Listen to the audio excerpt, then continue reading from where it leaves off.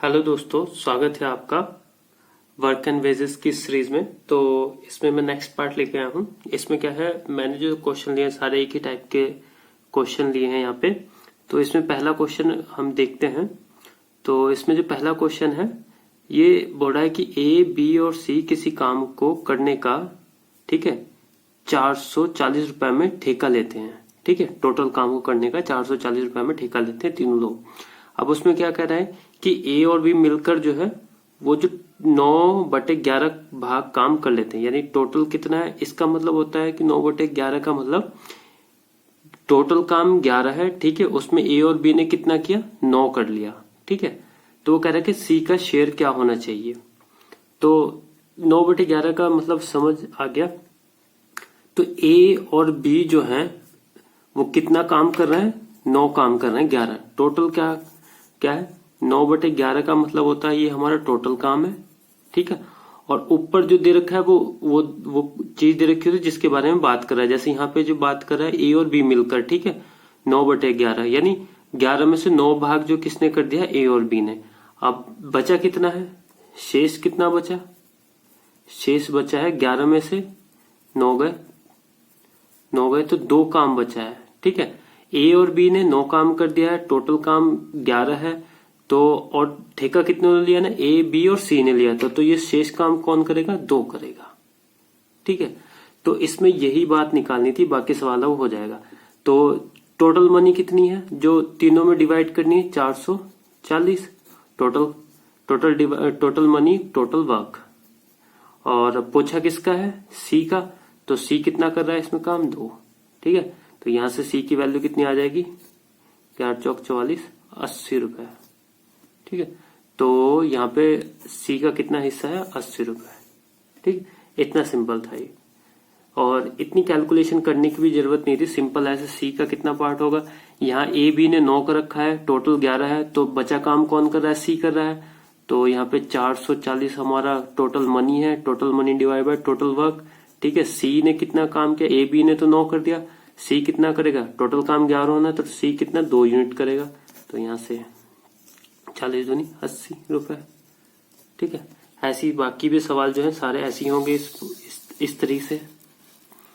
ठीक है, अब इसमें बोल रहा है कि सैंडी मैंडी एक कार्य का 8/13 मतलब 8/8 जो 13वां भाग को पूरा करते हैं। ठीक है, शेष कार्य एंडी के द्वारा पूरा किया जाता है। जो सैंडी और मैंडी जो है 13 में से 8 भाग जो है दोनों कर देते हैं, और जो बाकी बचाव का काम है उसको कौन करता है, एंडी करता है। ठीक है, एंडी जो है बाकी बचाव काम करता है। यदि सैंडी, मैंडी और एंडी उस कार्य को 2600 रुपए में लेते हैं तो एंडी का हिस्सा पूछा है। तो सेम जैसे पहले किया था, तो एंडी कितना काम करेगा, सैंडी और मैंडी ने कितना काम किया है, 8। तो अब बचा जो एंडी काम कर रहा है, बचा 13 में से 8 गए तो बचा कितना, 5। तो एंडी जो काम कर रहा है वो कितना करेगा, 5 काम करेगा यहाँ पे। तो टोटल जो रुपए हैं कितने हैं, 2600 है। एंडी को कितना मिलेगा इसमें, टोटल 2600 रुपए है, और काम टोटल कितना है, 13, क्योंकि ये 8/13 है, ये हमारा टोटल काम है। ठीक है, और इसमें एंडी कितना काम कर रहा है, 5 यूनिट। तो 13 दूनी 26, 200, तो आ गया 1000 रुपए। तो एंडी को कितने रुपए मिलेंगे, 2600 में से 1000। ठीक है, इसमें एक चीज और, इसमें सैंडी मैंडी का अलग अलग हम नहीं निकाल सकते क्योंकि ऐसा कुछ दिया नहीं है, पर दोनों को कितने मिलेंगे वो निकाल सकते हैं। ये 2600 में से 1000 घटा दो तो सैंडी प्लस मैंडी।